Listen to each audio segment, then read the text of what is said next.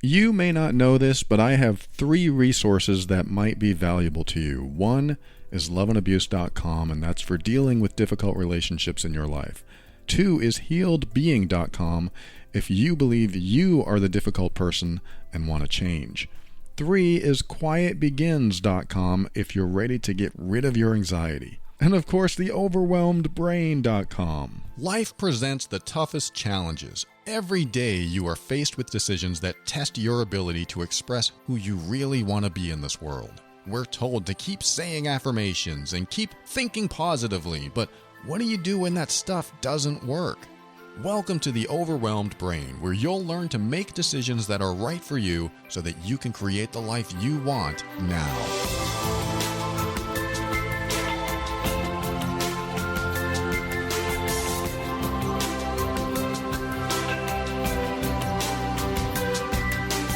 Hey, this is Paul Coliani, and I want to help you increase your emotional intelligence, handle toxic situations with grace and ease, and give you the tools you need to show up as your authentic self. Everything I talk about on the show is my personal opinion and is meant for informational and educational purposes only. That doesn't have to be that long. Let me shorten that right now. Everything I talk about on this show is my personal opinion and is meant for informational purposes only.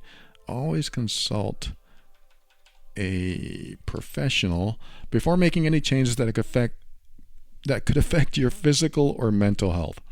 You just went through some real-time editing, or you heard me go through some real-time editing, and that's a long sentence, so I just wanted to shorten it. It doesn't need to be that long.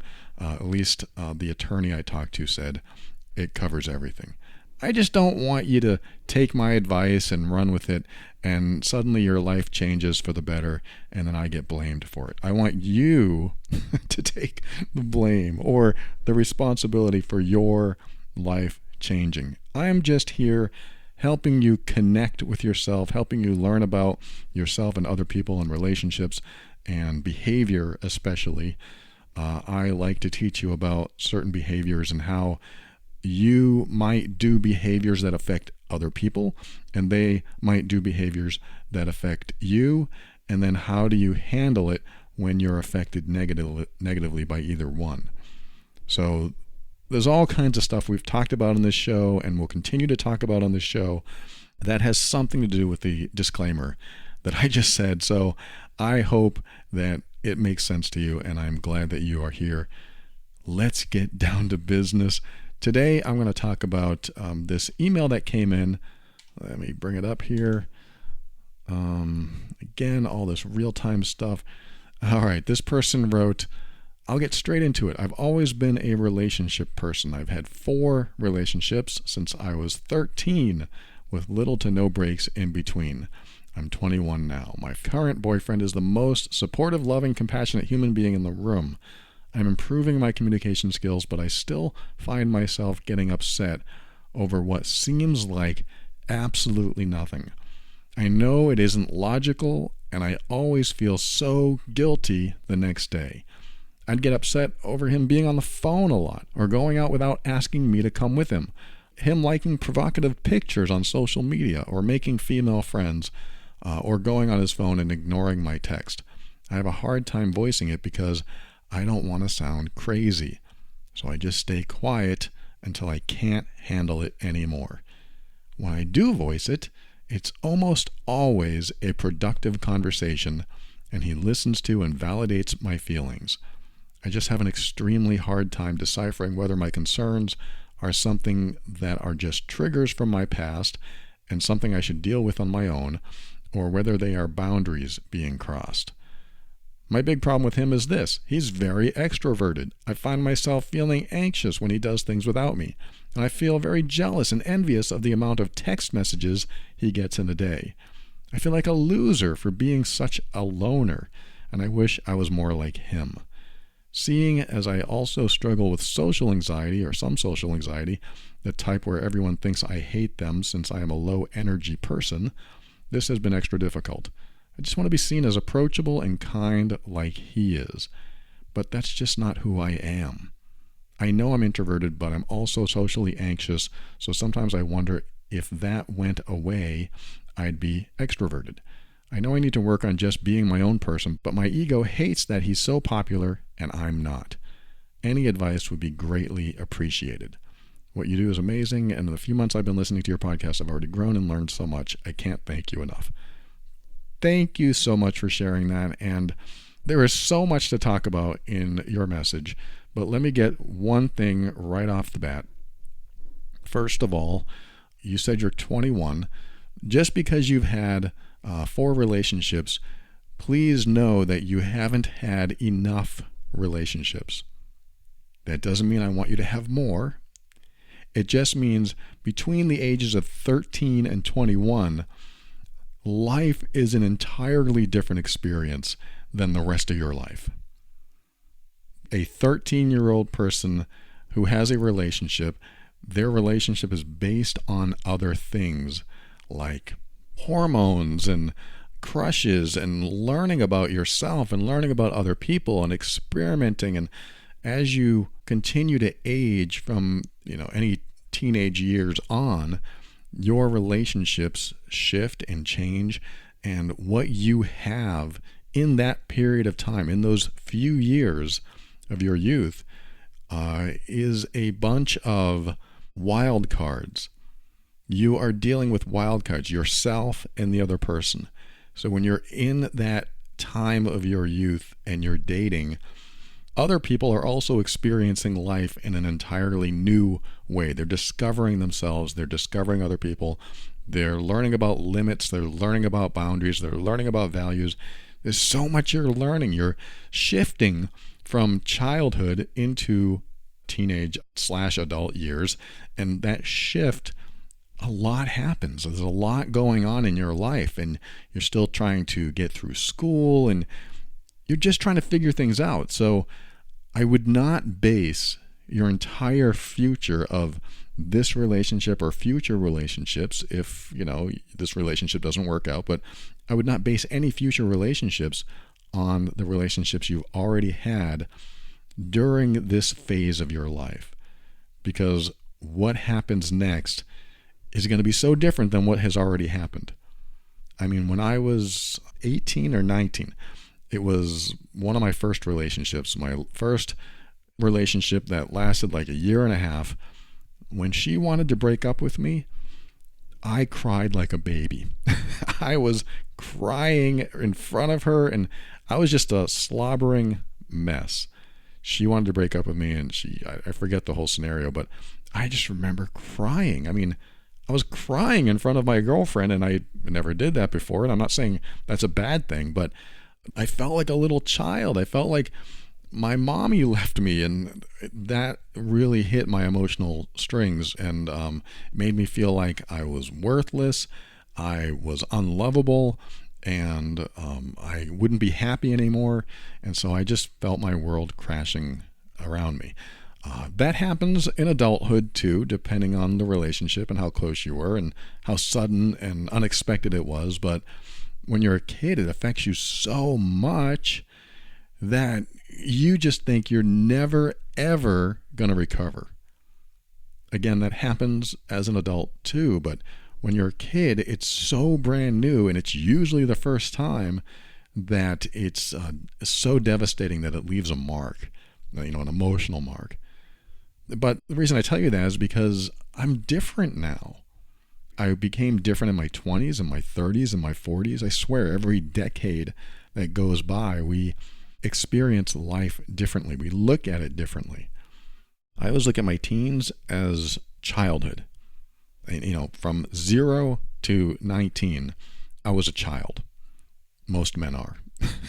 And then 20 to 29, I'm still a child, but now I'm making adult decisions. This is the experimentation point. Like 0 to 19 is like all about boundaries. I'm testing limits. I'm experimenting too, but I'm just looking to see how far I can push things and how far I can go. And I also think I'm invincible. So 0 to 19, a lot of people are like that, especially guys.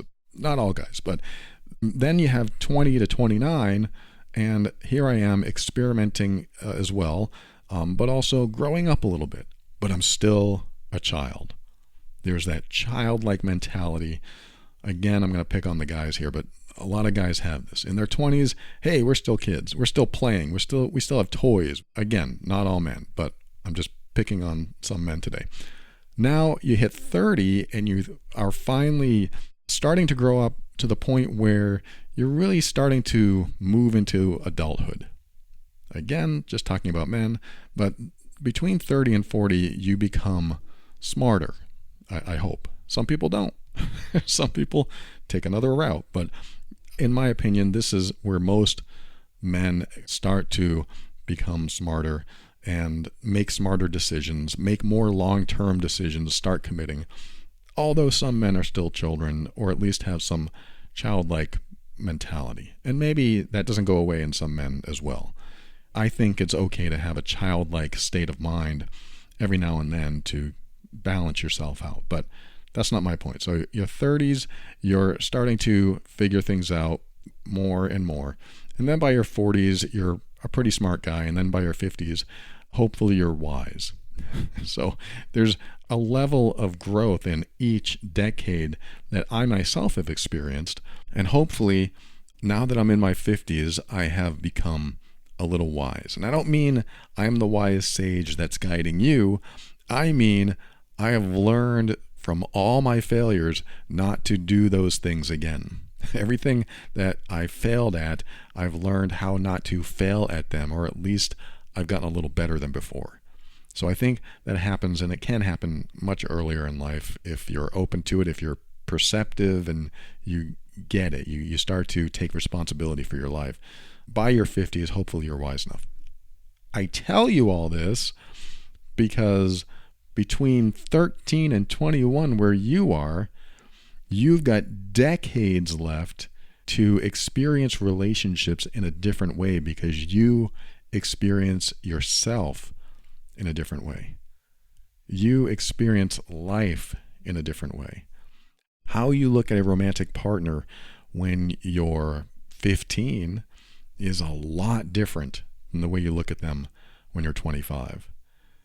So I just want you to keep that in mind, that what you've dealt with and tried to figure out so far, you're dealing with jealousy, and you've got this incompatibility with extrovert and introvert, and how you feel anxious and envious and all these things that you're feeling.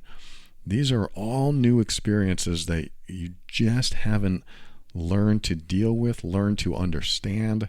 You haven't developed maybe some healthy coping mechanisms, or you just haven't lived enough to get through this period and had enough experience and had more relationships in general, not just romantic, but in general, so that you can understand how to relate to other people. So I lay that foundation for you so that you understand that what you've done in your life so far is completely different than what will happen to you from this point on.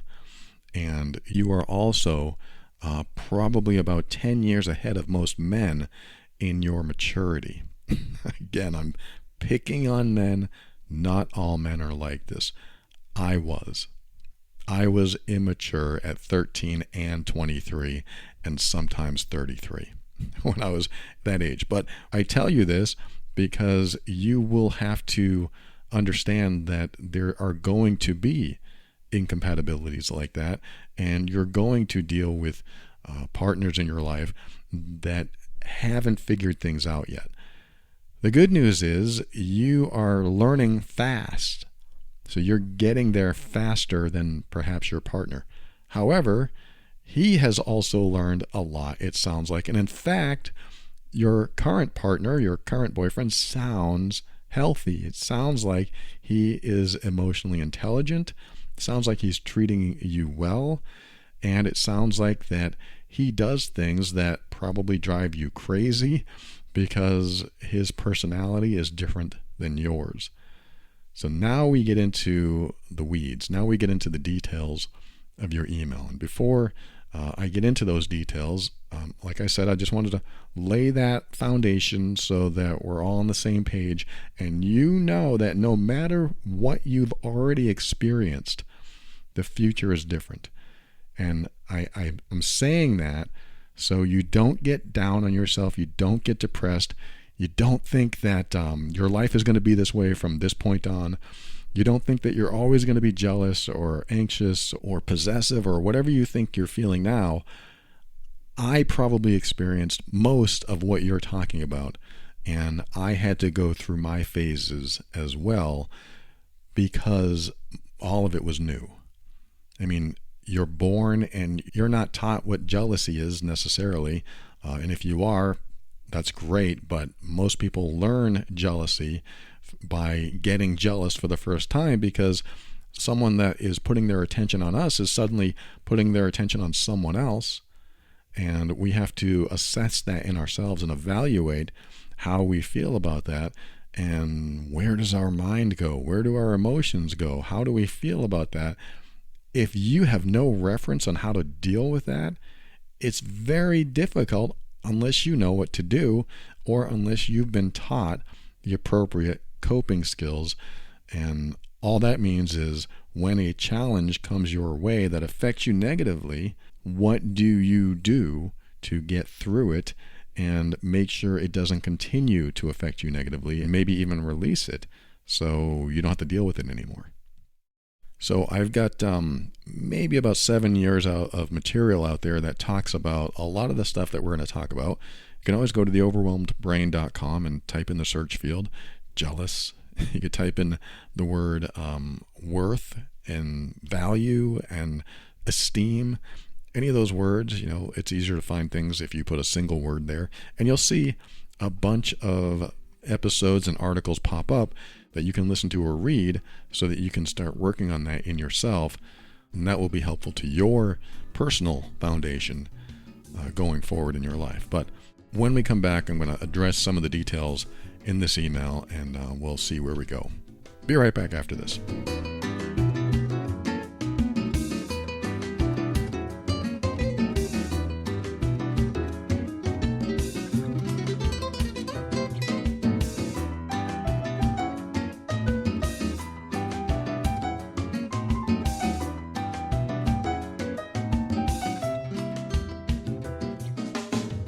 This episode of The Overwhelmed Brain is sponsored by BetterHelp Online Therapy.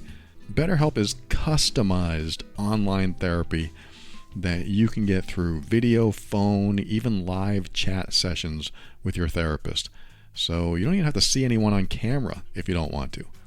I remember when I was doing email coaching, and it's very similar to what BetterHelp offers. That's one of the options they offer. And I heard over and over again that my client loved being able to be in the comfort of their own space and not even have to look at me. I don't know if I should take that the wrong way, but they felt very comfortable sharing more and expressing and being open about their challenges just by writing it out and sending it off. And I helped a lot of people that way, and it was a great way to help them through their challenges so that they read customized responses to what they sent. And this is what BetterHelp does. I mean, I don't do that anymore, so this is why I was so glad that BetterHelp reached out and wanted to sponsor The Overwhelmed Brain, because I enjoy promoting them, and it is something that is a great transition for the people that I've worked with or the listeners like yourself, that if you're looking for something more personal and something more one-on-one that can help you get through your challenges, then I recommend BetterHelp. And I received a lot of feedback from those who've used BetterHelp, and it's all good. It's all good. So I highly recommend, if you're dealing with any type of stress or anxiety or depression, or like this episode, we're talking about relationships and other issues, like all those things that can be a part of our lives, a lot of us, that if we haven't dealt with them yet, then it kind of makes life harder to live. It is difficult to live with these challenges and be as happy as we can be, or at least have a level of satisfaction that makes us enjoy life to the fullest. So I'm telling you about BetterHelp and letting you know that the Overwhelmed Brain listeners get 10% off their first month if you go to BetterHelp, that's BetterHelp.com/brain, BetterHelp.com/brain, go to that address and get your 10% off your first month, and you'll find that it's much more affordable than in-person therapy, and you can start communicating with your therapist in under 48 hours. Unload the stressors and get some unbiased feedback, and you just might be surprised at what you gain from it. BetterHelp.com/brain.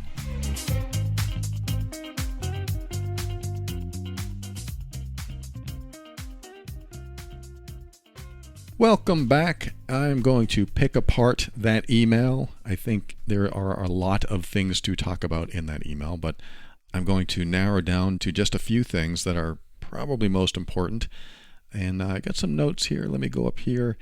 I read the email in the last segment, but I've highlighted some of the things they've said, and I'm just going to go over those and give you my responses to them. She said, I still find myself getting upset over what seems like absolutely nothing. So let me just help you out here, because when you get upset over something, it is always something. It may feel like nothing, but it's always something. And I know that's Mr. Obvious, and clearly it is something, but I don't want you to invalidate yourself. I don't want you to say, why am I getting upset? I don't want you to feel guilty about getting upset. One of the things that we do to ourselves sometimes is we invalidate ourselves by saying, I shouldn't feel that way.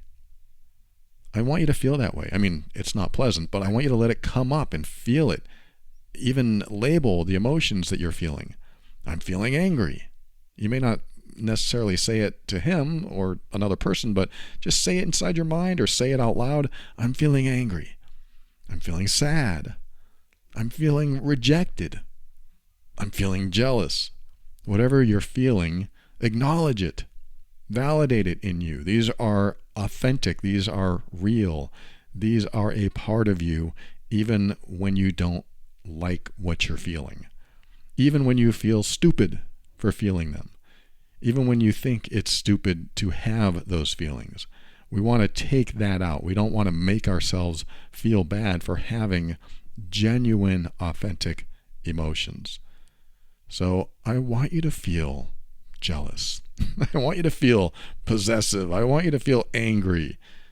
Not really, but I want you to validate yourself. I want you to allow that to come up and out of you, and try not to say, I shouldn't feel that way. There's one thing that I caught my girlfriend doing, and she said, this sounds ridiculous, but, or she would say something and she would say, I know that sounds stupid. And I finally corrected her one day and I said, stop saying, I know this sounds stupid, or I know that sounded stupid. And she looked at me and she realized, oh, yeah, I do say that, and that's a good point. Because it was a complete invalidation after something that she said that was absolutely valid. Even if she feels like she shouldn't think this or say this, I don't want you to invalidate yourself. I want you to confirm what you're feeling and even own it. Yeah, I'm a jealous person, or I definitely feel jealousy. Own it. This is part of me. You may not like it, but I want you to own it, because ownership is admittance. It's a form of acknowledgement so that you can put it on the table and have something to work with. That's one of my favorite expressions. You take whatever you're feeling and you put it on the table. Now you have something to work with. It's tangible. I'm going to work with this jealousy. I am jealous. I have jealous feelings. I am feeling it now, and it's making me angry, and it's making me sad, and even making me feel stupid. So I'm not saying that you shouldn't say, I feel stupid for doing it. If you feel stupid, that's what you feel. Put that on the table too. Put it all on the table, because all of these emotions and feelings inside of you are real. Even if you don't like them, even if you think you shouldn't have them. So again, take out the I shouldn't part. I shouldn't feel this, I shouldn't feel that, because you are feeling it. This is what's happening inside of you. It's important to remember that you're getting upset for a reason. And in this person's case, he may have no ill will, but you need to figure out why you're getting upset. In fact, I want you to ask yourself some questions. I have some questions here that when you get upset, when you're triggered by somebody else's behavior, like he's doing things that is triggering you, and if you want to figure out what's happening inside of you and where these triggers are coming from, there's a whole slew of questions you can ask yourself. But I came up with these, how many? Five or six questions that you can ask yourself so that you know what to focus on and what to put on the table so that you can work with it, as opposed to just pointing the finger and blaming him and accusing him and telling him he's wrong. When we do that, when we focus on another person because they're triggering us in some way, then we're never dealing with our triggers. We're never dealing with the emotions and the feelings inside of us and the thoughts that we're having. We're just saying, I want you to stop. I don't want to deal with what's going on inside of me. I want you to stop. And when we do that, even though their behavior might be reprehensible, that might be true, and it might be a good thing to say, hey, you better stop that. If you don't deal with the triggers and understand why you're feeling upset, then it can last. And we don't want that kind of negativity to last. Even though there are reasons to be upset. If someone betrays you and you're angry, that doesn't mean I don't want you to be angry. Okay, I've dealt with the trigger. I'm no longer angry. So they betrayed me, but I'm not angry about it. No, maybe you should be angry about it. There are behaviors that people do that you should be angry about. This is just a normal thing in life, and it's okay to do it. It's okay to be angry. Acting out on that anger, we have to figure out how to be the most productive and safe as we can be so that we don't get ourselves into any danger or trouble or anything like that. So let me go over these questions that you can ask yourself when you feel triggered, when you have this emotional responses that you're talking about. One of the questions is, what did you lose when that happened? What did you lose when that happened? And we're going to go over these again, but the next one is, what was taken away from you? It's kind of a similar question, but I'm asking in different ways to attack it at different angles. What was taken away from you? The next question, after you become upset about something, is, what are you in deficit of? I'm not sure if I asked that right, but the question is, what are you in deficit of? Next question is, what are you not getting enough of when they do X? Or in your case, what are you not getting enough of when he does that behavior? And the final question is, what do you think will happen if it doesn't stop? What do you think will happen if that behavior doesn't stop? So we'll use the example of him on the phone a lot. You said he gets texts, he's on the phone all the time. The questions would be, what do you lose when he's on the phone? And I'm just going to read through these really quick because you can pause this at any time if you're going through this in real time. But I'm asking you these questions because it forces you to focus on you and your thoughts and feelings and not his behavior. Again, his behavior, there might be behaviors that he does that maybe aren't within the relationship boundaries, and you'll definitely need to work with that too, and we'll get to that in a moment because you asked about boundaries. But you do want to ask yourself these questions so that you understand and know what emotions to put on the table. So what do you lose when he's on the phone? That's the first one. What is taken away from you while he's on the phone? Emphasizing you because this is all about focusing on you and what's going on inside of you. Because him being on the phone might be taking something away from you. The next one is, what are you in deficit of while he's on the phone a lot? Like you said, he's on the phone a lot. So what are you in deficit of while he's on the phone all the time? What are you not getting enough of while he's on the phone all the time? Or a lot, however you worded it. And the last question is, what do you think will happen to you if he doesn't stop being on the phone all the time? These are important questions. If you can really drill down into yourself and understand your loss, then you know what to work on in yourself. Like I said, there are behaviors that cross relationship boundaries, and those behaviors might need to be addressed one at a time. But there are other behaviors, like you said, that maybe you overreact to and you don't know why and you don't want to. This is how you figure out what to work on. And these are all important questions that focus on you and how what he does is triggering something in you that needs attention. So that's the first part of this. Let's go over some of the components of your email. One of the things that you said is he goes out without asking you to come. So here we are in this stage of life where we don't necessarily know how our partner wants to be treated, and or we have a way of doing things and being that our partner may not agree with. So this could be one or both things here. He may not realize that not asking you is a big deal. That doesn't mean he cares less. It just means this is what he was doing before you met. I'm sure it is, unless he started doing it after you met, and that kind of behavior needs to be looked at for sure. But if he was already doing this before you met, then what you're doing is entering what I might consider a relationship contract with someone who already has a set routine, set behaviors that when you enter that relationship contract, you are agreeing to that set of behaviors. That might sound unfair. It might sound like it's not a relationship. It's actually just two individuals with their own personalities and their own extracurricular activities getting together and walking toward the sun hand in hand. And it is. That's exactly what it is. Two people that get together that have their own behaviors, own personality, own extracurricular activities or intracurricular activities, things they do for themselves, with themselves, by themselves, and things they do with others.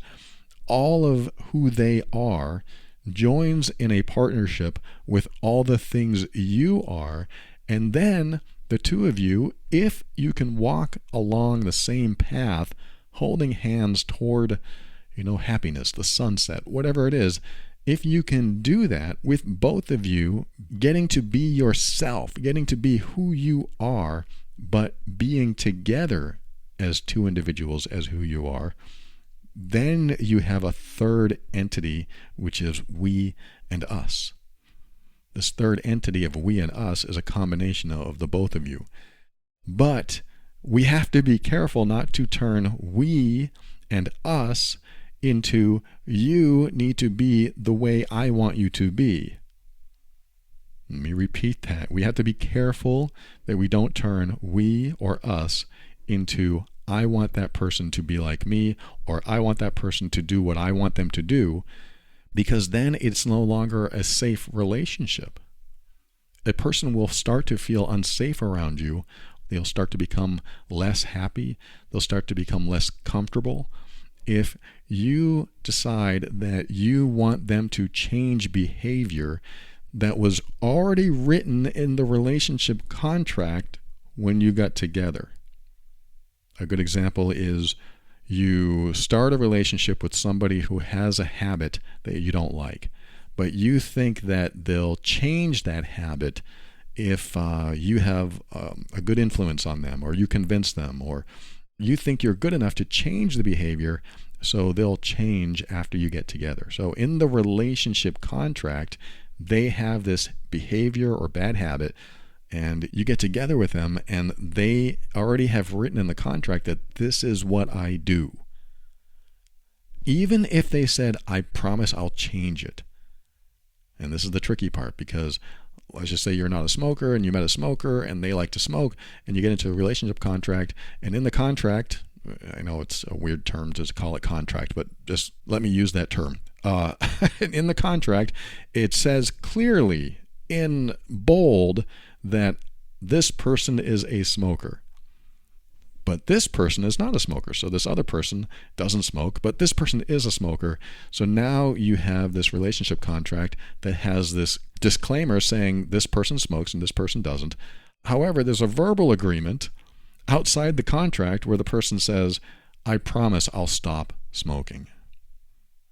But it's still in the contract. This is how you met. This is who they were when you met. And because of that, you are actually agreeing to the contract terms as they are, not as they will be.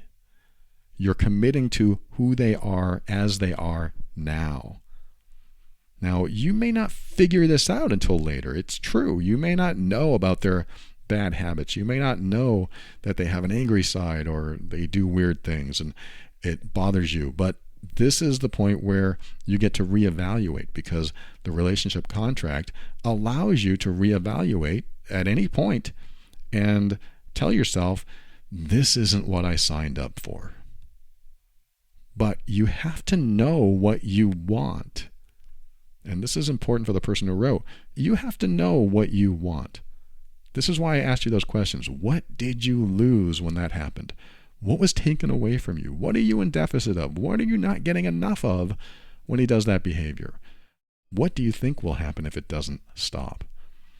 Ask yourself those questions. And if you're not getting enough of those things that you're losing, then you need to have a discussion, because what you signed up in your part of the contract, you probably have this criteria that the other person isn't meeting.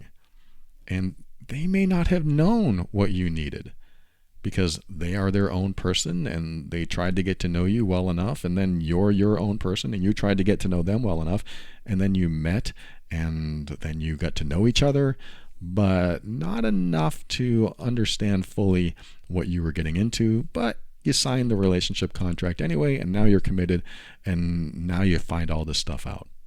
But we do have that reassessment period.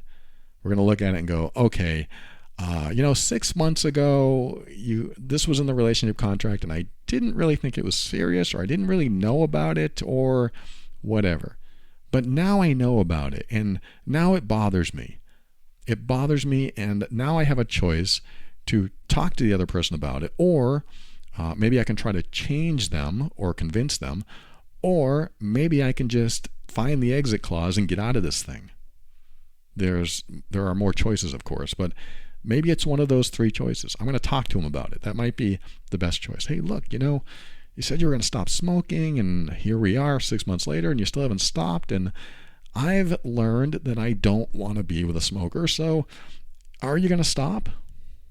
Is this something that you are going to do? And if they say, yes, I'm going to stop, then I always say, mark a date on the calendar so that you know that when the time has come that you can't stand something anymore, that you take the next step. And I'm just throwing this in here. This isn't exactly the direction I'm going today, but it's always important that when you want something to change and somebody else says, yes, I will agree to that, and now that's an addendum on the contract, yes, they will agree to it, I think it's important to find out when and get a clear idea or date. If they say, well, in 2 months I'll stop. 2 months, great. Now I can mark on my calendar. Let's see, 2 months from now, X marks the spot. That is the day that I'm going to readdress this if it doesn't stop. And you don't even have to say that to the other person. You can just mark it on your calendar and say, great, in 2 months I'll check it out. So for those 2 months, I'm not going to complain at all.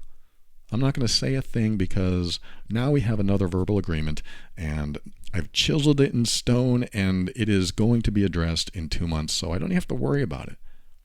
Then 2 months comes, and this person is still doing the behavior. Now you can say, hey, 2 months. You said this was 2 months, and this is 2 months, so now is the moment of truth. You're still doing it. I see that you're doing it. Is this your last day? If they say, well, I'm going to try, give me a couple more weeks, now you're in a position where you can choose to continually extend the deadline, which it's not a good idea, because what ends up happening is that a continuously extended deadline never ends. I am a full proponent of once is okay, twice maybe, but 3 times? No, we're not going to break that deadline 3 times. Just my personal opinion. I'm not saying that you need to do this, but I wanted to take this little side trip just in case you're waiting for somebody to do something that they said they would do. If they don't do it, what is your deadline? What date on the calendar do they have to meet? And then when they meet that date and they still haven't changed, what are you going to do? Because it's no longer on them at that point. It's on you. Because you made the deadline and now you have to create accountability. I made the deadline and you didn't change, so your accountability is I'm leaving. Or whatever your accountability is. I'm leaving for a month. I'm leaving for a week. I'm not leaving. I'm just going to shave my head and start a chicken farm. Whatever it is for you. The point is, you have to make solid deadlines for anything that somebody says they're going to change about themselves. Now, let me come back to this letter, which I was saying involves understanding what you're losing. And when you know what you're losing, this is when you can share with the other person what you need. And it's important to know what you need and what your criteria is for happiness and a relationship and how you expect a partner to show up and all these things, so that you'll know when you get what you need. Because there's a big difference in the following. If you say, I just want to spend more time with the person, there's a big difference between that and saying, I want us to be together at least 4 nights a week, no matter what, as long as we can spend time together. The reason there's a big difference there is because you cannot qualify the statement, I just want to spend more time with you, because what does more mean? More could mean a second. We don't know. We have to qualify. We have to turn it into something tangible. So that tangibility comes into play again. I want us to be together at least 4 nights a week. I mean, that's quite specific. And maybe sometimes it'll be 5 nights, and maybe sometimes it'll be 3 nights. And will you be okay with that? That might be rolling around in your head, or at least it should be. But you make something that's qualifiable. You make something that can fit a criteria. Because go back to the questions. Like one of the questions was, what did you lose when that happened? And if he was texting all the time and on the phone all the time, me pretending to be you might think, oh, what am I losing?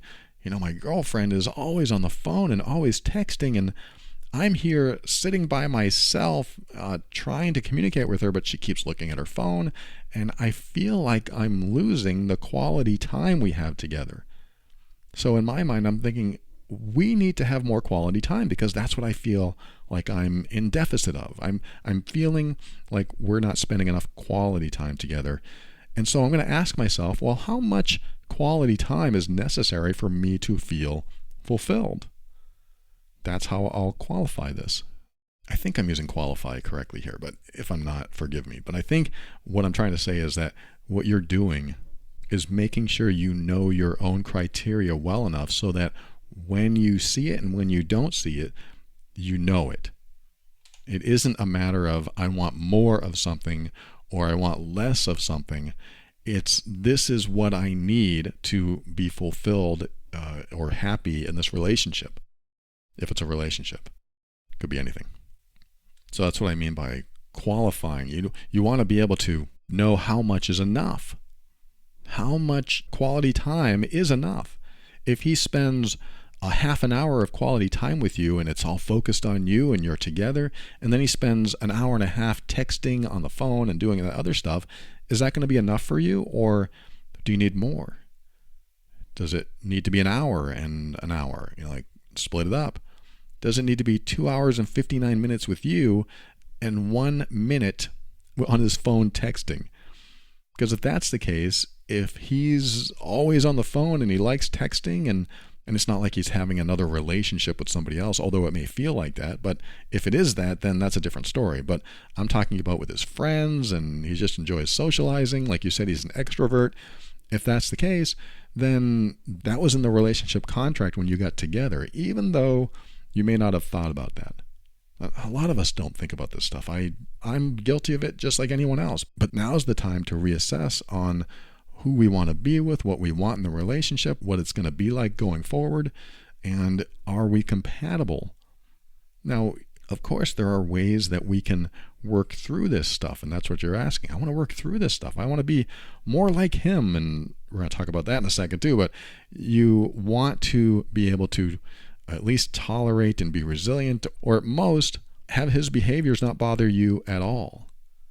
But there are things you have to work on in yourself. And I think, one of the things that I want you to do actually is what I've already said. Go to theoverwhelmedbrain.com and type in the word jealous in the search field, because I have a couple great resources, I think they're great, on jealousy that I think are important that you need to listen to. Because once you are able to address this stuff, jealousy to me is always about trust. You either trust the person you're with and you won't get jealous, or you don't. And maybe he's the most trustworthy person in the world, but you're 99% trusting. If you're not fully trusting of a person, then you might get jealous. And of course, jealousy is about more, self-worth and self-esteem and fear of abandonment, fear of being alone, all kinds of stuff rolled into that. So definitely go to theoverwhelmedbrain.com, type in the search field, jealous. Also type in the search field, like I said before, worth, because you'll find things on self-worth, and esteem, because you'll find things on self-esteem. And that will help you heal some stuff inside. That will help you build some good qualities inside yourself and get you to a point that you feel better about people that might be doing things that bring up your insecurities and bring up your fears and emotionally trigger you. Because there has to be a good foundation in you so that you can bring the best version of yourself into the relationship. And it sounds like, he sounds like a really good guy. So what do we need to do in ourselves to bring that best version of ourselves? And that is a lot of self-work. And that's why you wrote. That's why you're asking these questions. And I'm giving you some resources to help you out with that. But let me go back and just answer a couple more things here, or just address a couple more things. One of the things that you said is that he ignores your texts. Now, if he's really ignoring your text, like he sees your text come in and says to himself, oh, it's her, I'll get back to her later, and never does, they might have a problem there. If my girlfriend started doing that, ignoring my texts all the time, of course I'm going to be lenient and think that, okay, she just forgot. But if it happens over and over and over again, I might, start to feel a little bit neglected. So I would say, hey, look, you ignore my text every time. What's going on? Why do you keep ignoring my texts? And she'll probably say, I'm not ignoring your texts. I know she would say that. She might say, I saw it, but I was working, and then I forgot to text you back, or I forgot to call you. So I trust my girlfriend enough to say something like that. I don't immediately go into like a fatalist scenario like, oh no, she doesn't love me, and I'm not saying you're doing that either, but I'm just saying this can happen a lot. Is our first perception is going to be very helpful in where we go with things. If I think, oh, she ignored my text, she must be dating someone else, that's not a good perspective. That's not healthy for me or for her, because I'm going to take it out on her in some way. I'm going to be, like you said, jealous or angry or whatever. But I'm going to ask her, and I'm hoping you do have this conversation with him, or you have had this conversation where you ask, I sent a text earlier. What happened? And what does he say? And do you believe him when he gives you the reply? Because it's vital. I think it's so vital for you to feel comfortable with what he says. If he says, oh yeah, I was with so-and-so and her and I were having a great conversation and I didn't even see your text, and that makes you feel uncomfortable because every time he says he missed your text, he's talking to another girl. Not saying it's a bad thing. A lot of guys have girl friends, but it might make you feel like his attention is on another girl and not on you, and you kind of say that in your message here as well, which is important to talk about. It would be great if you could reply right away, and at the same time, I'm feeling a little insecure. Address what you're feeling to him. I'm feeling insecure because every time you ignore my text, you're with another girl, and that makes me feel insecure. I would highly recommend you share that, because if he really is a good guy, he's going to say, oh, no, I don't mean to ignore when that happens. It's, my phone's on silence, or I don't mean to make you feel bad. I don't want to do that at all. So I promise that'll never happen again. Now we have another addendum in the contract. He promises it won't happen again. Great. Let's add that to the contract. we can be a little lenient. Okay, he might miss 1 or 2 texts out of every 10. That's okay, but that it depends on your criteria. But the point is, if you feel uncomfortable or insecure or even angry, just say that. It makes me insecure. It makes me feel like you're giving your attention to someone else and not giving it to me. So that makes me feel kind of weird. I don't like that feeling. Let's talk about it. You're not accusing him. You're not blaming him. You're actually just speaking your mind about what's going on inside of you so that you can have a conversation about it. Because a good partner, someone in a healthy relationship, is not going to want you to feel hurt or slighted or ignored. They're going to want to make you feel special, or at least loved, respected. And when you don't feel that and you express that you're not feeling those things, they'll probably do their best to make up for it.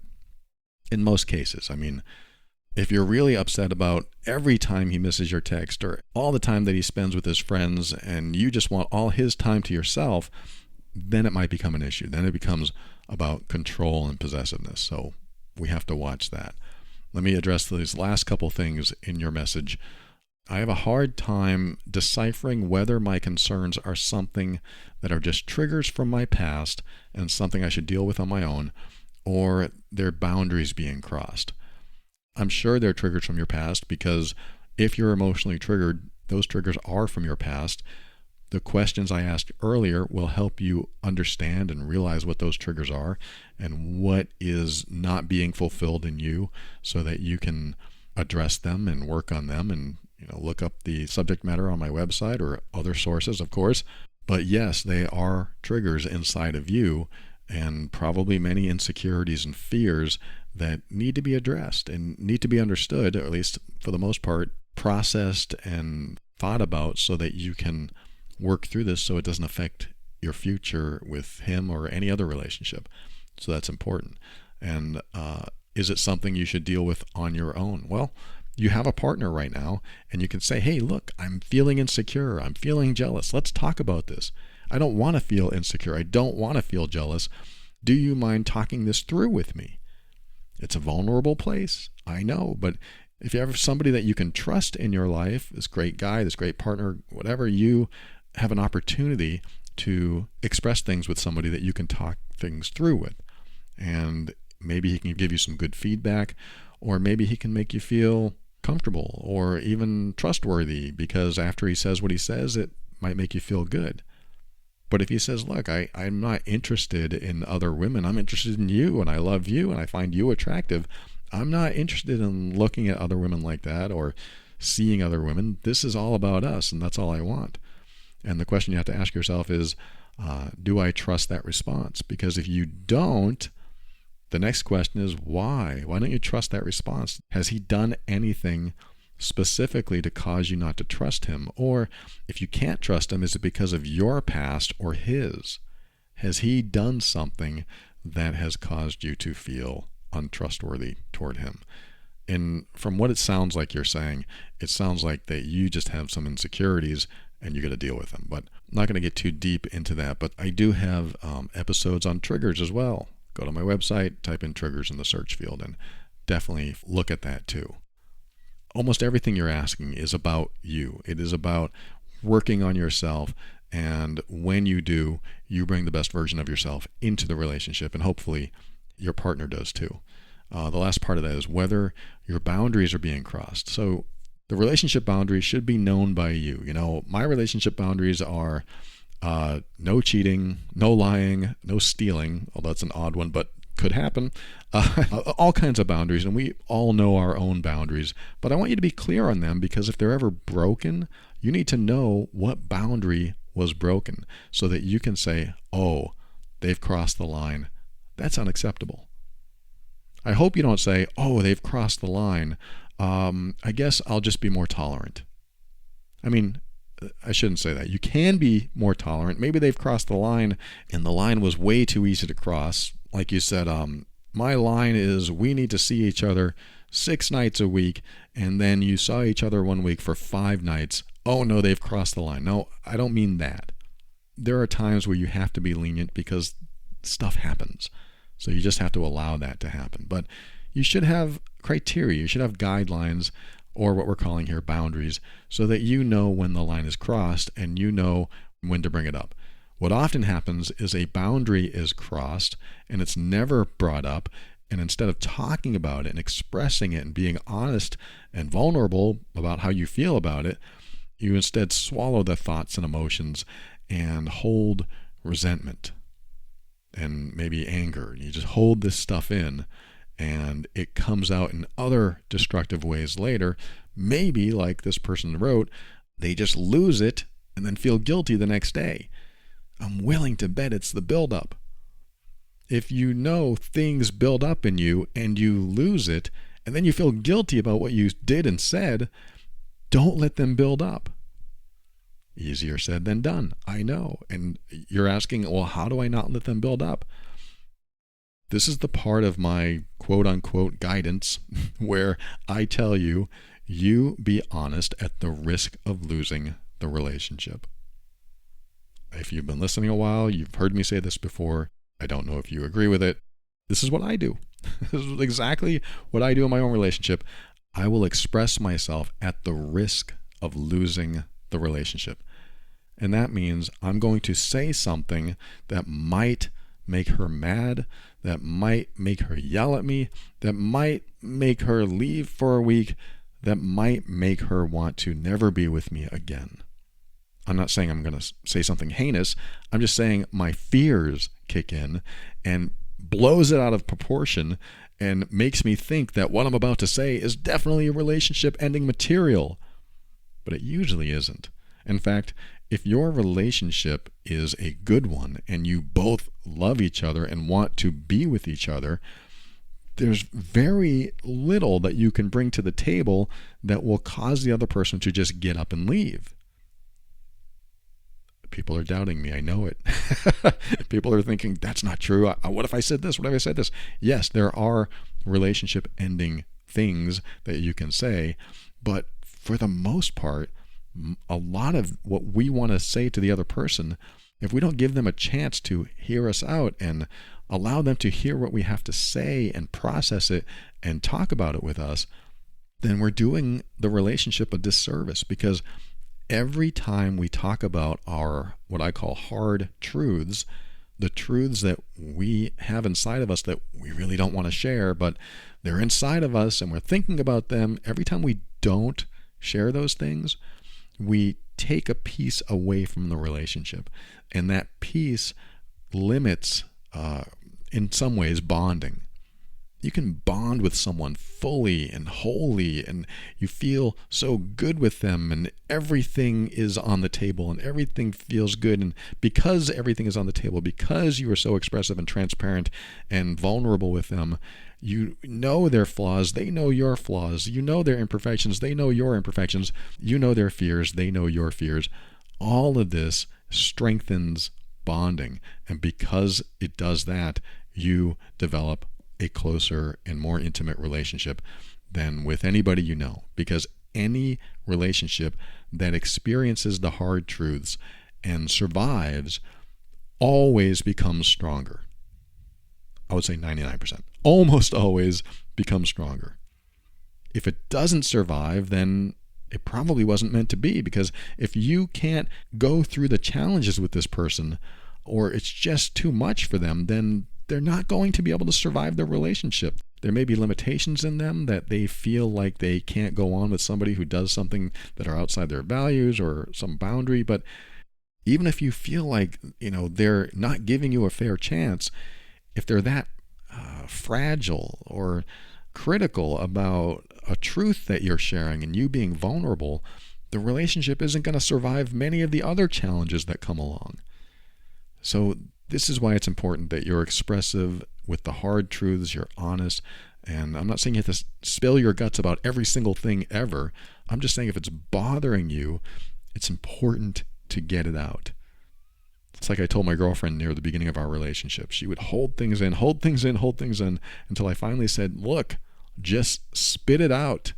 And she said, I don't want to say it because I don't want to be mean. And I told her, just be mean. Let's just talk about this. I don't want to play these games. I don't want you to pussyfoot around the truth. Let's get the truth out there. And she said, okay. And she started doing it. And that's when we became closer and the trust built and the bonding strengthened and the relationship got better and better. Yes, it's hard. And yes, it's risky. But when you risk, you win either way. You either lose them because they're not going to be able to handle these challenges, and relationships have challenges, or you bring them closer than ever because they want the relationship as much as you do. That's what you're looking for. You're looking for things like that.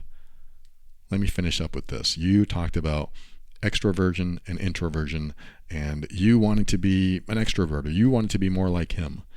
I highly recommend you don't do that. I highly recommend you don't follow a path and try to be someone you're not. Don't change yourself for someone else. When I met my girlfriend, she was definitely an extrovert and I was an introvert, and I still am. I'm mostly an introvert, and I can be extroverted when I need to be, but I'm mostly an introvert. I enjoy quiet time. I enjoy alone time. And she likes talking with her friends and connecting with her friends and going out with her friends, and it's all good. And when I go out with her and her friends are talking and she's talking, I sit there silently until I have something to say. And I'm perfectly okay with that. I don't have to try to be anyone else but me. And it's not like I feel like a loner or a loser. I know I'm a loner, at least somewhat. I'm somewhat of a loner, and that's okay. I'm owning it. But I know I'm not a loser. I'm just a different, like you said, energy. There's a different energy between an extrovert and an introvert. So when you're with an extrovert, they have an outward energy. And when you're with an introvert, they have an inward energy. And sometimes they can work together, and sometimes they meet each other in the middle. And, you're also dealing with social anxiety. So that might make you more introverted than you're comfortable with, or maybe you're more comfortable being introverted like that because of your social anxiety. But that might be something to work on. I have the safe system, quietbegins.com. I work on anxiety over there. But regardless, look up anxiety at theoverwhelmedbrain.com. I have great resources on anxiety. I think it's important to work on that. And definitely cognitive behavioral therapy is good for anxiety if you really want to address that. Sometimes addressing a major thing like that changes everything, because anxiety encompasses a lot of feelings and thoughts and worries and concerns. You have all these thoughts and feelings going through you, and it makes you anxious, and there's the umbrella. If you get rid of the umbrella because you don't need it anymore, sometimes the rest of it goes away. Or you do it in reverse. You get rid of the jealousy and the possessiveness and the self-worth issues and the self-esteem issues and all the stuff that you're dealing with, and the anxiety goes away. But I don't want you to become, unless you want to, more extroverted or more like him, because you need to bring the best version of yourself and own who you are and be okay with who you are and all your faults and all your imperfections and even all the stuff you don't like. Yep, that's who I am. That's how I feel, and I'm working on it, and it's okay because this is where I am in life. And you said you're 21. You got a long time to work on it, and I know you want to figure it all out today, but don't be too hard on yourself, and tell yourself that this part of life is about learning and figuring yourself out and figuring out how you fit in the world and trying to understand the best thing to do next, trying to understand the next steps to take, trying to understand how other people fit in your life. And it all comes at you. It's overly stimulating, and there's a lot in the world to be stimulated by, especially now. There's so much to be stimulated by, and it's difficult to put it all together and try to make sense of it. And so you have all of this going on, and you're in a relationship, and you have your own personal stuff, and there's a lot to work on. So be easy on yourself. Don't try to be anyone but you. And obviously it sounds like he likes you just the way you are. So be comfortable being who you are. And if you can be okay with who he is, this is the last thing I'm going to say, and it might be the most important, or at least up there. If you support him being himself, you support his happiness. My definition of love is supporting the other person's path to happiness, even when you disagree with that path, or even when you oppose that path. That's my definition of love, and I think it has worked wonders for me, because once I stopped trying to change someone or wanting them to be different and just accepted who they are as they are, I found almost every time they wanted to be closer to me. They wanted to spend more time with me. And what often ends up happening in some relationships is that person A wants person B to be different and do different things to make person A feel better and feel more comfortable and feel more loved. But person B feels oppressed. They feel like they are being controlled. They feel like they're almost a puppet in this relationship, and everything they do is being manipulated in some way, because whatever they do, they get in trouble for it, or they get talked to about it, or person B is disappointed in them, and then the relationship becomes unstable, and person B starts to lie because they don't want to tell person A the truth, because if they told them the truth, now they'll get yelled at, or they'll be in trouble, or whatever it is. And I'm generalizing here, but the whole point of a relationship is to grow together and be yourself with each other. So in a nutshell, to the person who wrote, can you accept him who he is as he is, support it, and even encourage it? And if you can, I think you're going to see improvements in the relationship, unless he's not the guy I think he is. But if he is the guy I think he is, the more you support him being himself, the closer you'll get. And this is a very tough path for you because of where you are right now. But the more you support someone being themselves, the healthy response that you'll typically get, if they're a healthy person, is to support you being yourself, and the intimacy and the bond strengthens. I covered a lot, and I still didn't cover enough.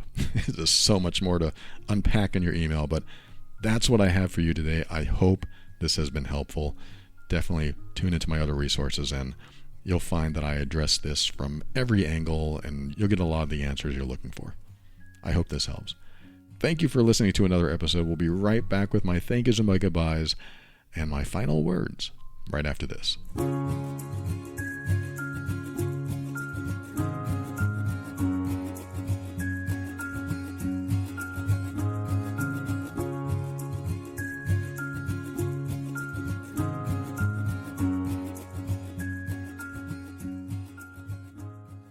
Thank you for listening to another episode of The Overwhelmed Brain. I want to thank our sponsor today, BetterHelp. Go to betterhelp.com/brain and get 10% off your first month. BetterHelp.com/brain. And I want to thank the patrons of the week. These are the financial backers of the show: Leela, Monica, Julia, Adriana, Anna, Linda, Deborah, good to see you again, Vanessa, Veronica, Lucy, Holly, Chelsea, Walter, good to see you again. Good to see everyone again. I recognize all these names except Casey Ann. Did I say that right? You're new, Casey Ann. You're a new patron to the show, and I am so grateful. Thank you for joining. Thank you for your support. Great to see you here. Allison, Maud, and Carol. Good to see all of you here. Thank you so much for supporting the show and keeping this ship afloat. Because this is what the financial backbone of the show is made up with, is the patrons of The Overwhelmed Brain.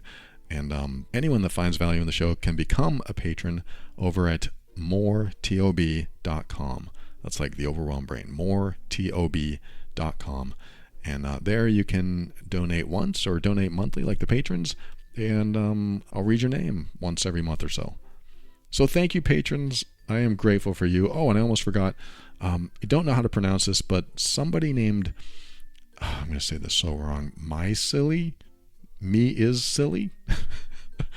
Whatever your name is, I am so grateful, and I apologize. I even looked up on Google how to pronounce that, and I couldn't find anything that helped me, so I apologize. And I am grateful for the donation that you made. You wrote, "I love your podcast so much," and wow, thank you again. Thank you for your donation, and thank you everyone that is a patron or has donated over at moretob.com. Grateful for all of you.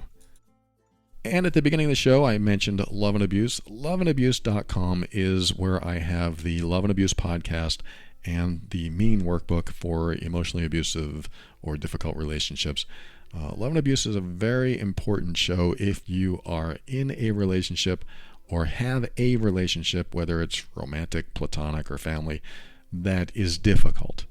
If you have a difficult relationship and you leave every interaction feeling confused or bad about yourself or guilty because you just feel like you haven't tried enough, or they're making you feel responsible for everything that's going wrong in the relationship, listen to Love and Abuse. Go to loveandabuse.com and check out the podcast. It'd be very helpful for you. And finally, thanks to Kevin MacLeod of Incompetech.com for some of the music transitions in The Overwhelmed Brain. And for my final words, it's relating to what we talked about today, the person who wrote, there was a time in my life where all of my bad behavior, or a lot of it, stemmed from my fear of being alone and my belief that happiness always comes from another person. Those two things. I was afraid of being alone because to me, being alone meant that I was unlovable and not worth being with, maybe not attractive, maybe not part of a family at a deeper level. There was a fear of being alone, and if I was alone, that meant that I was unhappy because my source of happiness was another person. This will eat away at you because that means that no matter what, you're setting yourself up for failure and disappointment if you rely on someone else for your happiness. That doesn't mean you can't find happiness with another person. Meaning, if somebody comes into your life and they make you happier, great, that's going to happen. That will definitely happen, because when you find the right person, or you're hanging out with your best friend, or even someone that you love, a family or whatever, then you become happier. Because the right person that comes along loves you for who you are and loves being with that person that you are. When that right person comes along, that's what they do. They love being with who you are. It's not about just being with you. It's being with who you are. Who were you before you got into the relationship? That's who you are. And you can change who you are as time goes on. A lot of people do. But don't change for others, change for yourself. If you really loved quiet time when you were younger and now you like activities with others, great, go for it. And maybe you'll shift back and forth throughout life. Just depends. But you're allowed to be who you are and who you want to be. And when you find somebody else that accepts that and even encourages that, then you found someone special. And that's hard to find. I know there are people out there that don't accept you for who you are. But it has to start with you. You have to know yourself. You have to love yourself. You have to be okay with yourself, so that when someone comes along and says, I really don't like that about you, you can ask yourself, do I want to change that or not? And if you don't want to change it, then you can say, well, that's too bad. I'm okay with it. I'm okay with who I am. I'm okay being me. Can you be okay with it too? And if they say, well, I don't know if I can be okay with it, then you can say, fine, whatever you need to do for you, but this is who I am. Can you love me for who I am? This is what I call a surety of self. S-U-R-E-T-Y, surety of self. You are so confident in who you are because you've worked on yourself, you've improved yourself, you have boundaries, and you don't let people cross the line with you. Not that you're a jerk about it, you just know what you want and know what you don't want, and you know what you'll accept in life and what you won't accept, and you're clear on that stuff. And when you become clear on those things, you find out who honors you being yourself and who doesn't. And those who don't like you being yourself usually want to control you. Not always. Some people are just incompatible and they say, well, I don't really want to be with this person because we're just not compatible. So I'm going to go the other way. But other people might be controlling or manipulative and want you to change. I don't want you to change. I want you to be who you are. And you can change if you want, but do it for you. Don't do it for anyone else. You need to do what you want for you, for yourself, so that You can look back and tell yourself, I did all of these things for me. I didn't have to change for anyone. And when I did change, it was a choice I made in myself for me. And if somebody else found it appealing, great, there's a bonus. If they didn't find it appealing, I'm sorry, can you accept me for who I am? If they say no, then you can invite them to be in your life as long as they don't complain about it. Or tell them this is the way it is. You'll just have to take it or leave it, whether you accept it or not. This is bold. This is authentic. This is genuine. This is why it's important that you start with you. Start with your foundation. Be confident in who you are. And if you're not confident in who you are, it's something you have to work on. It's something you have to look at in yourself and ask yourself, what am I not confident in myself? Let's just say you say, I don't think I'm smart enough. Well, there's something that can't be qualified. How will you know when you're smart enough? Well, I just don't feel smart. How will you know when you feel smart? Well, these things we tell ourselves that we can't qualify with a number, something measurable. I don't know, I can't remember things all the time. Okay, do you think that's a bad quality? I mean, if you were with somebody that couldn't remember things, would you look down on them? Well, of course not. I mean, I have that problem, and there's a lot of people with that problem. Do you find it's a real problem in your life? Well, yeah, I think it is a real problem in my life. Okay, so you might need to work on that, or maybe not. Do you remember enough? There's something that's not qualified, but I like using the word enough in a positive direction instead of a negative direction, meaning, you know what? I remember enough. That makes me feel good. But if I told myself, I can never remember enough, that puts me in a down state.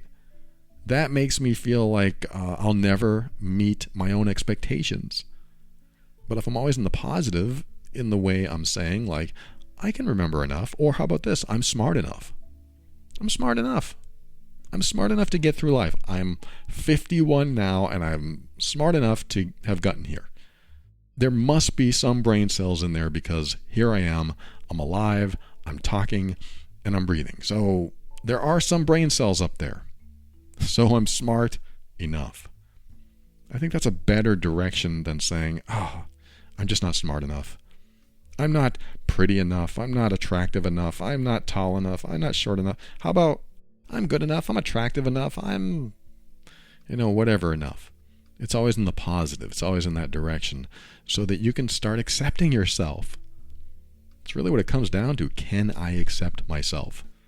Will I accept myself? Don't say no.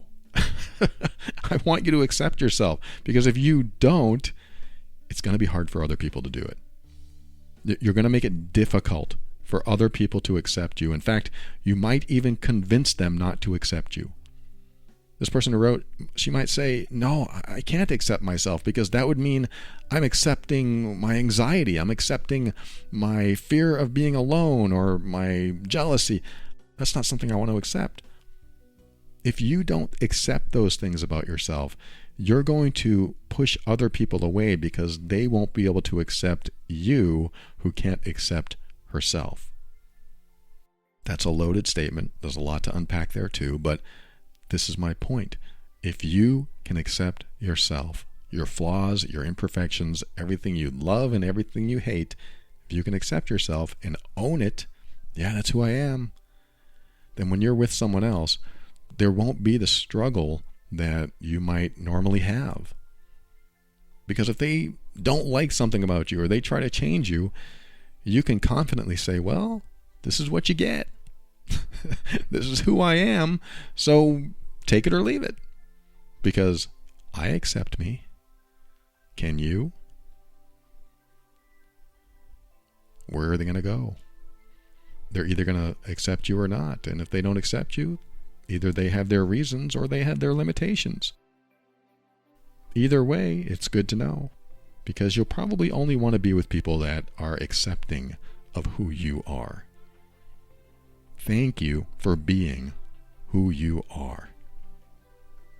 And if you're still working on who you are, All I'm asking is you keep an open mind so that you can step into your power, because that's how you create who you are. Always take steps to grow and evolve. You are powerful beyond measure. And above all, and this is something I absolutely know to be true about you, you are amazing.